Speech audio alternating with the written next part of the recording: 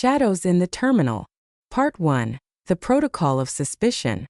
The glass and steel expanse of Terminal 4 at O'Hare International Airport hummed with the sterile, low-frequency anxiety that always defines high-level transit hubs.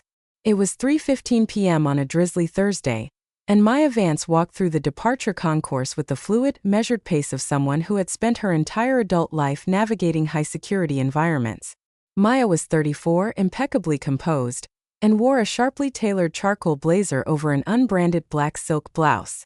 She carried a single matte black leather travel bag over her left shoulder and held a leather-bound tablet in her right hand. Her dark eyes moved with rhythm, scanning exits, noting closed-circuit camera positions, tracking security personnel, and observing crowd flows. It wasn't a habit born of paranoia. It was the subconscious conditioning of a woman whose career depended on seeing what everyone else ignored. She had just landed from Washington, D.C., and was heading toward the lower-level executive transport bay to meet a secure convoy.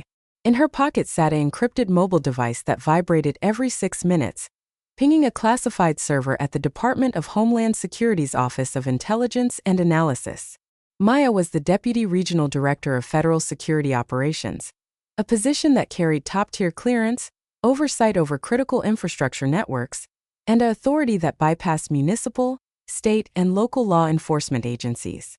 She was also a black woman walking alone through a heavily policed terminal carrying an unbadged, military-grade encrypted briefcase inside her leather duffel.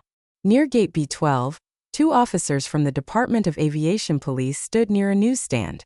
Their names, according to the brass plates pinned to their tactical vests, were Officer Miller and Officer Jennings. Miller was older, thick-necked, with a demeanor that suggested he viewed every passenger as a potential perpetrator. Jennings was younger, leaning against a concrete pillar, adjusting his duty belt with an air of bored authority. As Maya walked past, Miller's eyes locked onto her. It wasn't the casual glance of an officer monitoring a crowd. It was the sharp, narrowed gaze of a man whose biases had been triggered by an anomaly he couldn't immediately categorize. A well-dressed black woman moving with absolute confidence, carrying high-end luggage, and completely ignoring the police presence. To Miller, that didn't read as a senior federal executive. It read as suspicious. "Excuse me, ma'am." Miller's voice cut through the ambient chime of airport announcements. Maya didn't stop immediately. She finished her stride, turned gracefully, and held his gaze. Her demeanor was calm, devoid of the nervous fidgeting most citizens display when confronted by armed authority. "Yes, officer?" she asked, her voice low, clear, and perfectly modulated. Miller closed the distance between them, stepping directly into her personal space. A classic law enforcement intimidation tactic designed to provoke a defensive reaction. Jennings followed half a step behind, his hand resting casually near the retention holster of his sidearm. "Where are you heading today?" Miller asked, his eyes scanning her face, her clothing, and finally settling on the heavy leather bag hanging from her shoulder. "I'm heading to the lower ground transport level," Maya replied smoothly. "Is there a problem?" "We're conducting routine security checks in this corridor," Miller lied. There was no routine check active in Terminal 4. "I need to see your boarding pass and government-issued photo ID." Maya knew the law better than Miller ever would. She knew that under municipal policy and TSA terminal guidelines, local aviation officers could not demand identification without reasonable, articulable suspicion of a crime. But she also knew the reality of the tarmac. Escalation at an airport always favored the person holding the gun, at least until the paperwork caught up. "Officer, I just deplaned from Flight 1142 from Reagan National," Maya said evenly. "My flight information is stored digitally, but more importantly, I am on a time-sensitive schedule." "I didn't ask about your schedule, ma'am," Miller interjected, his tone hardening. "I asked for your ID. If you came off a flight, you have a boarding pass. Show it to me." "And if I decline?" Maya asked quietly. It wasn't a defiance. It was a test of his procedural knowledge. Jennings shifted his weight, his expression darkening. "If you decline, ma'am, you're refusing to comply with the lawful order in a secure transportation facility. That's an easy way to end up in a holding cell. It's not a lawful order unless you have reasonable suspicion that I have committed, am committing, or am about to commit an offense," Maya pointed out, her tone infuriatingly professional. So I'll ask again. Is there an issue or am I free to go? Miller's face flushed red. He didn't like being quoted code by someone he expected to bow to his badge. He stepped closer, his boots inches from hers. That bag, Miller said, pointing down at her leather duffel. It looks heavy. We've had a report of an unattended package match to a theft ring operating out of the luggage carousel. Put the bag on the floor and step back.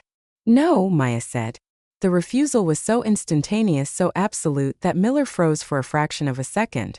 What did you say? He growled. I said no, Maya repeated. This bag contains sensitive material. You do not have a warrant, you do not have probable cause, and you do not have permission to search my belongings. That's it, Miller snapped, his patience snapping under the weight of his own ego. He reached out, grabbing her left arm with a heavy bruising grip.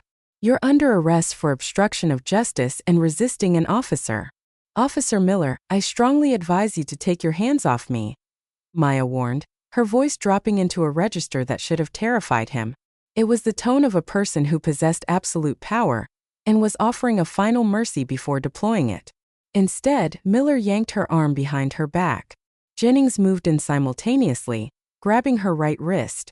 Within seconds, the metallic clack-clack-clack of high-grade steel handcuffs echoed against the glass walls of the terminal. The cold metal bit into Maya's wrists, pinning her arms behind her lumbar spine. Passers-by began to slow down. Passengers with rolling suitcases turned their heads, some pulling out smartphones to record the scene. A black woman in an expensive suit being forcefully pushed against a concrete pillar by two white police officers was a visual the crowd recognized instantly. Stop resisting, Jennings shouted for the benefit of the onlookers, employing the standard defensive phrasing used to justify physical coercion, even though Maya had not moved a single muscle after the cuffs were applied. I am completely compliant, Maya said loudly, her voice carrying across the concourse, clear and unwavering. My name is Maya Vance. I am being detained without cause at gate B12. Miller pushed her hard against the concrete pillar, pinning her chest to the cold surface while he dug his fingers into the pockets of her blazer. Let's see what you're hiding, ma'am, Miller sneered in her ear. His rough hands pulled out her personal wallet, a set of keys and a small, heavy leather credential wallet that had been tucked into the internal pocket of her suit jacket. It was a dark navy leather case with no external markings. No gold foil, no police star, no cheap metallic badge. Miller flipped it open, expecting to find a state driver's license or a stolen credit card. Instead, a heavy custom-cast medallion caught the harsh fluorescent lighting of the concourse. It was a solid silver and gold shield, embedded with a holographic security strip that shimmered with an ultraviolet presidential seal. Below the crest, deeply engraved in crimson lettering, were the words, United States Department of Homeland Security, Office of Intelligence and Analysis, Executive Clearance Level 5 Federal Security Director. Beneath the heavy metal shield was a high-grade smart card equipped with an embedded biometric chip, a gold-plated microprocessor, and a bold red stripe across the top that read, Full federal immunity, do not detain, do not search. Direct line to DHS Command, 1-800-424-8802. Miller stared at the credential. The color in his neck began to drain upward, fading into a pale, chalky gray. Jennings, still holding Maya's shoulder, leaned over to look. What is that? Is that fake? Maya turned her head slowly, looking at Miller over her shoulder. Her expression was devoid of anger, devoid of fear, and devoid of triumph. It was the face of a storm that had just made landfall. Officer Miller, Maya said softly, her voice cutting through the hum of the airport like a monofilament wire. You have 60 seconds to get your hands off my body, call your watch commander, and pray that your union has an exceptionally good legal defense team. Part 2. The Chain of Command. The air in the terminal seemed to drop 5 degrees. Officer Miller's hand, still clutching the navy blue credential wallet, began to tremble. In the law enforcement hierarchy, there are mistakes that result in a reprimand, mistakes that result in a suspension, and mistakes that pull down the entire architecture of a career like a house of cards in a hurricane. He was currently staring at the third option. Jennings, Miller muttered, his voice suddenly stripped of its booming authority. Hold on a second. What is it? Jennings asked, his brow furrowing as he looked at the credentials. He reached out to touch the silver shield, but Maya shifted her weight just enough to block his hand. "Do not touch my credentials, officer," Maya commanded, her voice dropping into an icy, authoritative cadence that caused two passing tourists to freeze in their tracks. "You have already committed an unlawful arrest, an illegal search and seizure, and a violation of federal security protocols under Title 18 of the United States Code. Every second I remain in these restraints escalates your personal liability from civil to criminal." Miller looked from the badge to Maya's face. He was trying to find a bluff. He was trying to convince himself that this was a high-grade fake used by a sophisticated smuggler or a sovereign citizen. This could be fraudulent," Miller stammered, trying to regain control of his spiraling panic. "Anyone can buy a fake badge online. I need to verify this." "The verification line is listed directly on the card, Officer Miller," Maya said, her posture perfectly erect despite her hands being bound behind her back. "Or if you prefer, you can use your radio to call TSA Federal Security Director Arthur Vance at the regional field office. He happens to be my direct superior, and my uncle." Jennings's eyes widened. He stepped back from Maya, involuntarily loosening his grip on her arm. "Miller, man, look at the holographic strip. That's not a prop. That's an active RFID chip. It's glowing." Indeed, a tiny blue micro-LED built into the edge of the credential had begun to pulse rapidly. The smart card had detected the break in its proximity enclosure when Miller opened the case, automatically transmitting a distress signal and location coordinates directly to the DHS Regional Operations Center in Chicago. Miles away, in a secure control room overlooking the airfield, a red strobe light began to flash on a master monitoring console. "Alert! Level 5 Executive Credential Breach. Terminal 4, Gate B12. Subject: Deputy Director Maya Vance." Back in the concourse, Miller was sweating profusely. His mind raced. If he uncuffed her now and apologized, could he play it off as an honest mistake? A routine check gone wrong? Or would that just be an admission of guilt? His ego made the fatal decision for him. "We're going to the precinct office downstairs," Miller growled, trying to hide his fear behind a wall of aggression. "We'll verify it there." "Kapia Bay, Jennings." "Do not touch that bag, Officer Jennings," Maya warned softly. "That briefcase contains classified national security documentation regarding regional infrastructure vulnerabilities. If you breach the seal on that bag without Level 5 clearance, you will be committing a federal felony under the Espionage Act." Jennings froze, his hand hovering inches from the leather duffel resting on the polished floor. He looked at Miller with eyes full of panic. "Miller, I'm not touching it. I'm not doing this.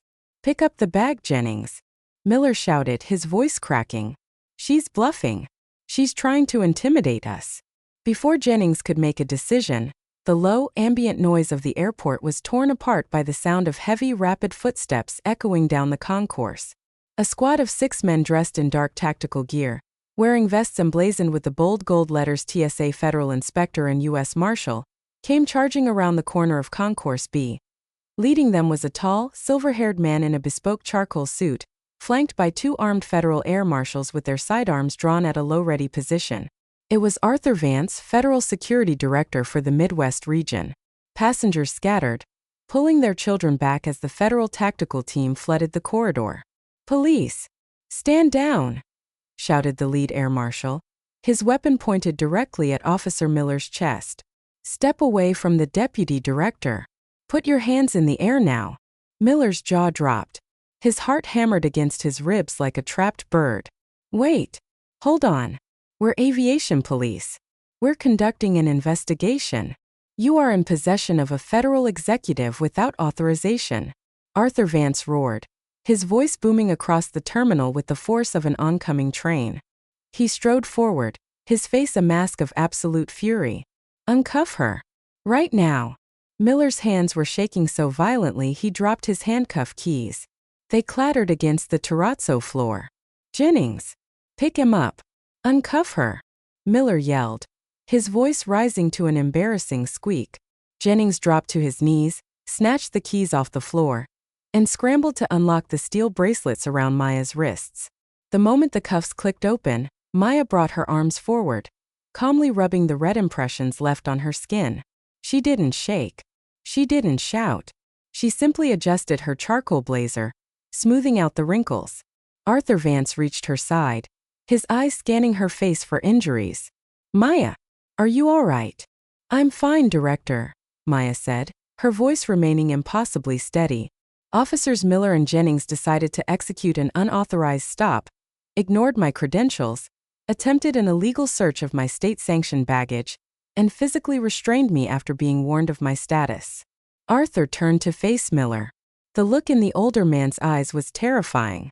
"Officer Miller," Arthur said, his voice dropping into a dangerous, low rumble, "do you have any idea what you have just done?" "Sir," she refused to show ID. Miller began, trying to construct a defense. "She doesn't need to show you anything," Arthur shouted, stepping directly into Miller's face, mirroring the exact posture Miller had used on Maya minutes earlier. "Her credentials override your entire department. She has higher clearance than the chief of your airport division. You just placed a senior official of the United States government in chains because your small, pathetic ego couldn't handle a black woman who knew her rights." A crowd of nearly 50 passengers had gathered at a safe distance, many of them recording the entire exchange on their phones. "Take their weapons," Arthur ordered the air marshals. "Wait, you can't do that," Miller protested, backing away. "We're local law enforcement. You don't have jurisdiction over aviation police. Under Title 49 of the United States Code, I have absolute operational authority over every square inch of this airport," Arthur replied coldly. "You are stripped of your access privileges to this facility. Marshals, disarm them." The air marshals moved in with practiced efficiency. Within seconds, Miller and Jennings were relieved of their sidearms, their tanners, their radios, and their airport security badges. Miller stood there, his arms hanging limp at his sides, stripped of his authority in front of dozens of onlookers and his own colleagues. "Director," Maya said, stepping forward and picking up her leather bag from the floor. "Where is the airport chief of police?" "He's on his way down from the executive suite," Arthur replied, "along with the city attorney." Maya looked at Miller, her eyes reflecting the cold, unyielding light of the concourse.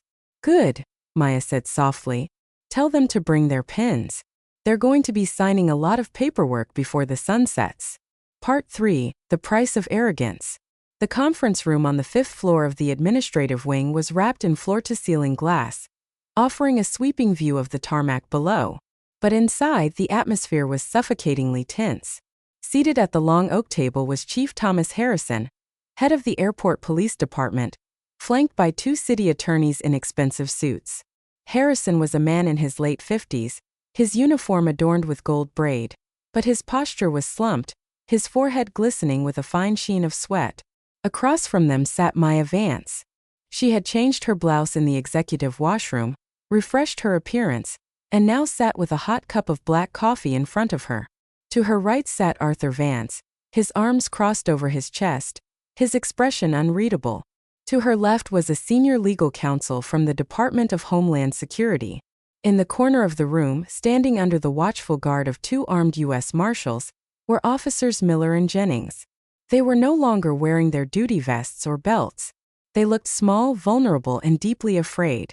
"Deputy Director Vance," Chief Harrison began, his voice raspy as he tried to clear his throat, "I want to offer my most sincere, unreserved apologies on behalf of the department. What happened in Concourse B was an appalling failure of protocol, training, and basic judgment." "It wasn't a failure of protocol, Chief Harrison," Maya said smoothly, taking a slow sip of her coffee. "Protocol implies that an attempt was made to follow the rules. Officer Miller didn't fail to follow protocol. He deliberately chose to ignore it because he assumed I was powerless." She set her cup down with a soft clink against the saucer. "He targeted me based on my race," Maya continued, her eyes locking onto Harrison's. "He fabricated a story about a luggage theft ring to justify a search. When I asserted my constitutional rights, he escalated to physical violence. And when I presented federal executive credentials, he called them fraudulent without making a single attempt to verify them." One of the city attorneys leaned forward, clearing his throat nervously. "Director Vance, We understand the severity of the situation. We are fully prepared to initiate an internal affairs investigation immediately. Officer Miller will be placed on administrative leave. Officer Miller will not be placed on administrative leave, Maya interrupted calmly. The city attorney blinked. I'm sorry. Administrative leave is what you give an officer when you're trying to let the news cycle die down, Maya stated. Officer Miller will be permanently stripped of his peace officer certification. He will be terminated from the department by 5 p.m. today, and he will face state charges for false imprisonment and official misconduct, as well as federal civil rights charges under Title 18, Section 242. Miller let out a choked gasp in the corner of the room. You're destroying my life. I had 15 years on the force. Maya turned her head slowly to look at him.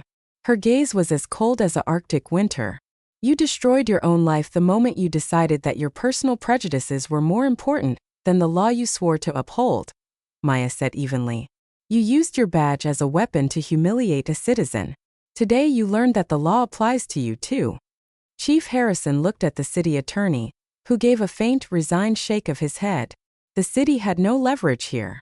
A civil rights lawsuit backed by the Department of Homeland Security and recorded on video by dozens of civilian witnesses would result in a multi-million-dollar judgment and a public relations nightmare that would tear the department apart. We will accept the resignation of Officer Miller immediately, the city attorney said quietly. And Officer Jennings? Maya looked at Jennings. The young officer was pale, his eyes fixed on the carpet, looking thoroughly ashamed. Officer Jennings failed to intervene, Maya said. He allowed his senior partner to commit a crime in his presence. However, he showed hesitation, he questioned the credentials, and he did not initiate the physical violence. He will undergo 90 days of mandatory retraining, be placed on 2 years of probation, and have a formal reprimand placed in his permanent file. Jennings looked up, a look of profound relief washing over his face. Thank you, ma'am. I'm deeply sorry for what happened. Don't thank me, officer, Maya said. Thank the fact that I believe in justice rather than vengeance. Learn from this. If you see a colleague violating someone's rights, your job is to stop them, not assist them. Chief Harrison nodded slowly. It will be done exactly as you've outlined, Deputy Director. Arthur Vance stood up, adjusting his suit jacket. We're done here, Chief. The federal reports have already been filed with the Department of Justice. I suggest you clean up your terminal patrols before my inspectors return next week. 10 minutes later, Maya and Arthur walked out of the administrative elevator into the bright, airy main atrium of the airport. The afternoon sun was breaking through the clouds, casting long beams of light across the polished floor. Below them, through the grand glass facade, a fleet of black suburban SUVs sat waiting at the curb, their emergency lights flashing softly. Are you holding up all right? Arthur asked softly as they walked toward the exit. I know how those situations can get under your skin, no matter how much authority you carry. Maya paused near the glass doors, looking out at the airfield where massive jetliners were lifting off into the clearing sky. She reached into her pocket, touching the cool, smooth leather of her credential case. I'm fine, Arthur, she said softly. I'm just thinking about all the people who walk through that concourse every day who don't have a silver badge in their pocket. The people who don't have a director for an uncle, or the Department of Justice behind them. She turned to face him, her expression resolute. That's why I'm not letting this go with just a quiet settlement, Maya added. We're auditing the entire airport police department's stop and frisk metrics for the last 5 years. If Miller was doing this to me, he was doing it to dozens of others. Arthur smiled, a proud, fierce smile. I'd expect nothing less from you, Deputy Director. They stepped out into the crisp, cool air. A driver held the door of the lead SUV open for Maya. As she climbed into the leather interior, she looked back one last time at the glass terminal reflecting the afternoon sun. The cuffs had been removed, the badge had been validated, and the officers had been held accountable. But as the convoy pulled away from the curb, accelerating smoothly into the Chicago traffic, Maya Vance knew that the real work, the work of ensuring that dignity was not a privilege reserved only for those with federal credentials, was just beginning. Shadows in the terminal. Part 4. The Audit and the Iron Fist, Extended epilogue. The architecture of injustice. 3 months had passed since the incident at Gate B12. The seasons had turned, bringing a bitter, howling winter to Chicago, but the chill inside the administrative headquarters of the O'Hare Airport Police Department, APD, had nothing to do with the weather. Deputy Director Maya Vance sat at the head of a massive mahogany conference table in a glass-walled war room that DHS had requisitioned on the airport's 6th floor. The table was practically groaning under the weight of thousands of printed documents, color-coded files, and hard drives. Maya hadn't just filed a report and walked away. She had brought down the hammer. Using her Title 49 authority, she had launched Operation Clear Sky, a comprehensive, multi-agency audit of the APD's stop and frisk records, civil asset forfeiture logs, and detainment metrics over the past 5 years. She brought in forensic accountants, DOJ civil rights attorneys, and a team of relentless federal investigators. What they found went far beyond the bruised ego and racial bias of one Officer Miller. "Look at this cluster," said Agent Davis, a sharp-eyed FBI forensic auditor who had been seconded to Maya's task force. He slid a tablet across the table to her. A heat map of the airport terminals was displayed, glowing with red concentrations around international arrivals and domestic flights from specific southern states. Maya adjusted her reading glasses, her eyes tracing the data points. Gate B, Gate E, and the international baggage claim. The red zones. Exactly, Davis nodded grimly. Over the last 4 years, the APD has conducted over 2,000 random stops in these specific zones. 84% of the individuals stopped were Black or Latino. But here is where it goes from profiling to organized crime. Davis tapped the screen, pulling up a financial ledger. They weren't looking for terrorists or drug smugglers, Director Vance. They were looking for cash. Civil asset forfeiture. If a minority traveler was carrying more than $5,000 in cash, maybe heading to buy a car, maybe carrying a family business payroll, the officers would seize it, claiming it was suspected drug proceeds. No arrests were ever made. No charges were ever filed. They just kept the money. Maya felt a cold, hard knot tighten in her stomach. How much? In 4 years? Just over $3.2 million, Davis said. And the money was funneled directly into an unmonitored APD discretionary fund. They used it to buy unapproved tactical gear, fund luxury offsite union retreats, and pay out unauthorized bonuses. Officer Miller was one of the highest earners. That's why he targeted you, Maya. You had a high-end leather bag and you were a person of color. He thought you were a walking payday. Maya took a slow sip of her black tea. Her mind, trained to process systemic vulnerabilities, saw the entire web. It wasn't just a few bad apples. The barrel itself was rotting. Who signed off on the discretionary fund transfers? She asked softly. Captain Thomas O'Reilly, Davis replied. He's the precinct commander, but more importantly, he's the president of the Airport Police Union. He's been shielding these guys for years. And Director, he's in the lobby right now. He's demanding to see you. Maya closed the tablet. She took off her glasses and placed them neatly on the table. The calm that washed over her was the absolute, unshakable calm of a predator that had finally cornered its prey. Send him in, Maya said. The union boss. Captain Thomas O'Reilly was a large, ruddy-faced man with a thick neck and a chest covered in ribbons that spoke of a 30-year career. He walked into the federal war room with the heavy, arrogant stride of a man who was used to bullying city mayors and police chiefs into submission. He was flanked by 2 union lawyers in expensive suits. O'Reilly didn't wait to be invited to sit. He pulled out a chair opposite Maya, leaned back and crossed his arms. Director Vance, O'Reilly said, his voice a gravelly baritone laced with condescension. I'm going to get right to the point. This witch hunt of yours ends today. Maya didn't blink. Good morning to you too, Captain O'Reilly. I wasn't aware that federal audits were subject to union approval. They are when you start harassing my officers, O'Reilly sneered, leaning forward and slamming a thick stack of papers onto the table. You fired Miller. Fine. The guy was a hothead and he made a mistake with the wrong VIP. But now you've got federal agents interrogating my men, seizing precinct hard drives, and freezing our union accounts. You are paralyzing the security of one of the busiest airports in the world. I am dismantling a racketeering enterprise masquerading as a police department. Maya corrected him, her voice perfectly level. Your officers have been weaponizing their badges to illegally seize millions of dollars from innocent citizens. That isn't policing, Captain. That is highway robbery. One of the union lawyers stepped forward, pointing a manicured finger at Maya. You have no proof of malicious intent. Civil asset forfeiture is a legal law enforcement tool. If you proceed with these baseless accusations, the union is prepared to file a massive defamation and federal overreach lawsuit against you personally, Director. Furthermore, O'Reilly interrupted, playing his trump card with a smug smile, Thanksgiving is next week, the busiest travel week of the year. My men are feeling incredibly stressed by your hostile work environment.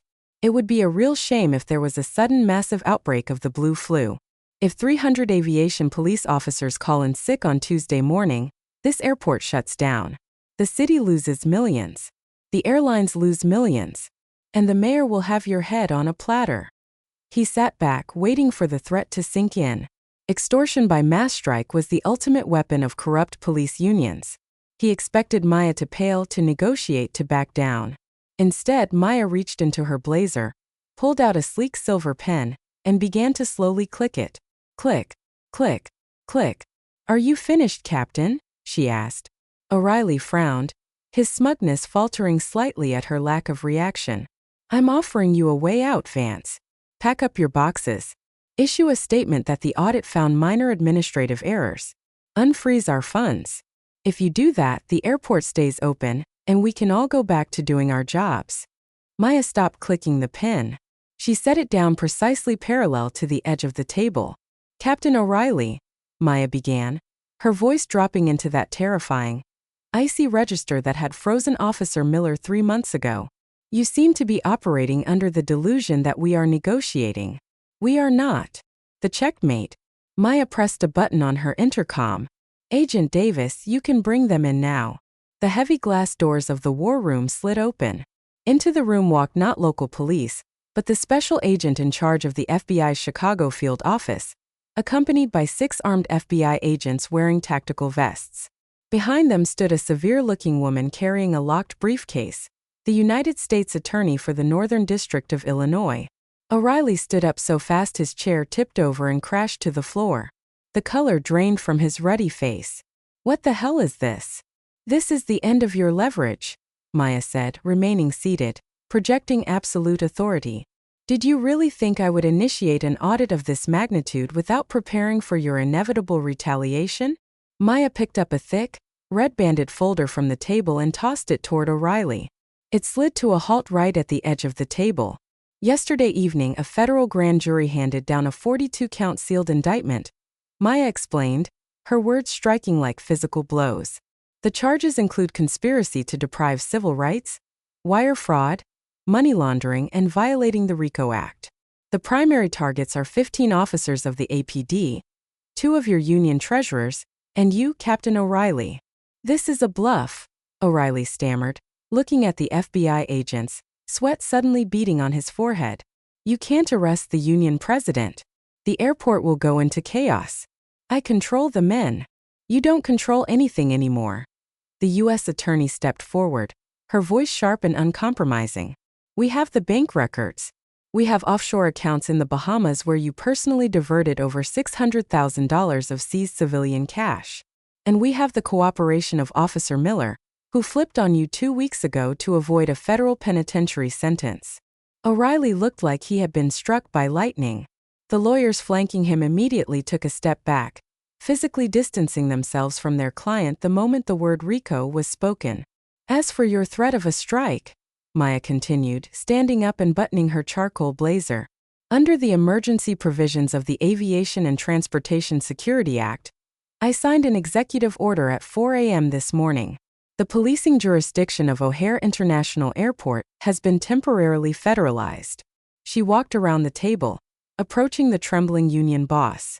If your officers call in sick, they will be fired and their pensions stripped by noon, Maya said. In the meantime, I have deployed 500 cross-deputized TSA federal air marshals, Customs and Border Protection tactical units, and DHS uniformed officers to take over terminal security. The airport will remain fully operational. Your blue flu will be nothing more than a footnote in a press release. O'Reilly's chest heaved. He looked around the room, realizing the trap hadn't just sprung. It had been built around him months ago, brick by brick, while he thought he was untouchable. He looked at Maya, his eyes filled with a mixture of terror and defeated awe. "You planned this," O'Reilly whispered. "From the very beginning. You built a system that preyed on the vulnerable," Maya replied coldly. "You targeted minorities, immigrants, and people you thought couldn't fight back. You thought power meant immunity. I am here to remind you that true power requires accountability." Maya looked at the FBI special agent in charge. "He's all yours." "Thomas O'Reilly," the FBI agent said, stepping forward with a pair of heavy steel handcuffs. "You are under arrest for violations of the Racketeer Influenced and Corrupt Organizations Act. Put your hands behind your back." As the cold steel clicked around O'Reilly's wrists, a poetic echo of the cuffs that had been slapped on Maya months ago, the former union boss offered no resistance. He was walked out of the glass boardroom, stripped of his dignity, his power, and his freedom. A new skyline. An hour later, Maya stood by the massive floor-to-ceiling windows of the executive lounge, looking out over the sprawling expanse of the airfield. The winter sun was setting, painting the Chicago skyline in brilliant streaks of violet and burning gold. Below, the tarmac was a symphony of coordinated movement. Baggage carts zipped between massive Boeing 777s, ground crews directed traffic with glowing wands, and thousands of people moved through the terminal safe, secure, and unaware of the silent war that had just been won to protect their rights. Arthur Vance, the federal security director, walked up beside her, handing her a fresh cup of coffee. "The U.S. Attorney just confirmed the rest of the arrest warrants are being executed across the city," Arthur said quietly, looking out at the planes. 15 dirty cops off the street. Millions of dollars heading back to a victim restitution fund. The APD is being placed under a federal consent decree. He turned to his niece, a profound sense of pride in his eyes. "You didn't just break the glass ceiling, Maya. You shattered the whole damn foundation." Maya took a sip of the coffee, feeling the warmth spread through her chest. She remembered the feeling of the concrete pillar against her face, the bruising grip of Officer Miller, the casual arrogance of men who thought the badge was a shield for their bigotry. "We cut out the rot, Arthur," Maya said softly, her eyes fixed on the horizon where a plane was lifting off into the twilight. "But the system is massive. There will always be people who try to exploit it." She turned from the window, her silhouette sharp and unyielding against the dying light. "We just have to make sure they know what happens when they cross the wrong woman in the terminal." Shadows in the Terminal. The Capital Trap. Part 5. The architect of the aftermath New Ark. The Viper's Nest. The fallout from Operation Clear Sky didn't just end in Chicago. The shockwaves rippled all the way to the marble corridors of Washington, D.C. 3 weeks after Captain O'Reilly and 15 corrupt officers were indicted under the RICO Act, Deputy Director Maya Vance found herself walking through the gilded, mahogany-paneled halls of the exclusive Capitol Heritage Club. It was a private, invitation-only establishment located just 2 blocks from the White House, where senators, defense contractors, and high-level lobbyists gathered to carve up the country over scotch and cigars. Maya was dressed in a pristine white trench coat over a dark tailored suit, carrying the same matte black encrypted briefcase that had started the war in Terminal 4. She moved with her signature quiet authority, ignoring the side-eyes from the old money elite who were not used to seeing a young, powerful black woman walking their sacred halls without an escort. She had been summoned. The summons had come not through official DHS channels, but via a handwritten note delivered to her secure office. It was an invitation from Senator Elias Thorne, the chairman of the Senate Homeland Security Oversight Committee. Thorne was a political titan, a man who had spent 30 years building a network of dark money and untraceable favors. He was also, as Maya's forensic accountants had recently discovered, the ultimate beneficiary of the millions of dollars the Chicago airport police had been illegally seizing from minority travelers.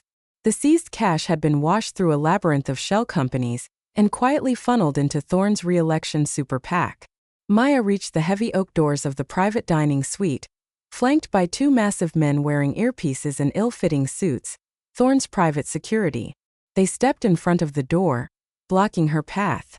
"Ma'am, this is a restricted suite," the larger of the two grunted, eyeing her briefcase suspiciously. "We need to check the bag, and we need your phone." Maya stopped, her dark eyes locking onto the guard. She didn't reach for her ID. She didn't argue. "My name is Deputy Director Vance," Maya said, her voice dropping to a low, icy frequency that demanded absolute obedience.